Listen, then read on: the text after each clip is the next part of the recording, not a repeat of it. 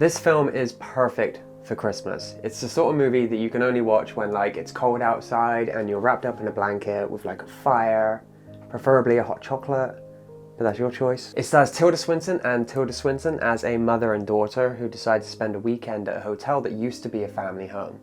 The daughter is a filmmaker and she hopes that the weekend will help her with her research. Do you know, I was just thinking, I remember the fireplace very well. I remember being rather frightened of it, actually.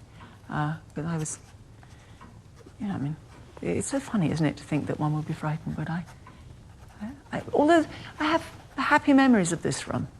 At its core, it's a movie about memory and regret, though if I say more than that, I risk ruining things, but the way it unravels is just so fascinating. Like, I was really left switching between ideas I had in my head, trying to guess what was going on. Like, no, but maybe she's, or what if he's, they're all witches. I just love that there are filmmakers out there that are still willing to make a good old-fashioned ghost story. It's like a folk tale that's set in present day, and the things that stick with you and freak you out the most are like little things within the production instead of huge jumpy moments. You know, it's all in the sound of the footsteps, or the wind howling, or the trees creaking, or shots that linger just long enough on empty windows to make you question, did I just see something there?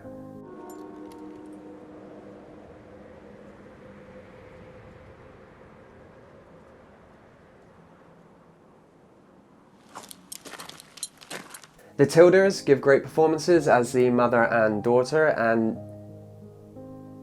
I mean, saying Tilda Swinton's a good actress is kind of like saying Meryl Streep can really nail accents, but I do want to point out that Tilda Swinton does give 2 great performances in this movie, and Meryl Streep really did nail that accent. But I do want to shine a little light on Carly Sophia Davis, who plays the concierge at the hotel. She perfectly plays a character that initially comes across as a complete asshole, but after finishing the whole story, I can't help but look back at her character with like a real sadness. This is her first major movie role as far as I can tell, and very few people can pull off a complete 180 of a character with just one line. But she does it. And also, I had a very unsettled night.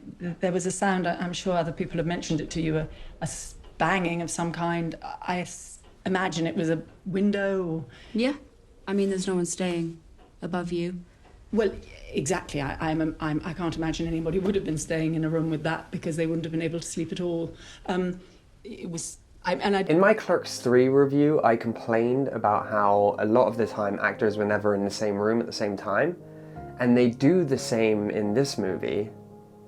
Don't know why. When the Tildas are sharing a scene together, they do the same front-on shot, reverse shot that they did in Clerks 3. But here it's with a real purpose, and it adds an ethereal layer to the production that wouldn't be present if they had spent the time to do like fancy split screen editing.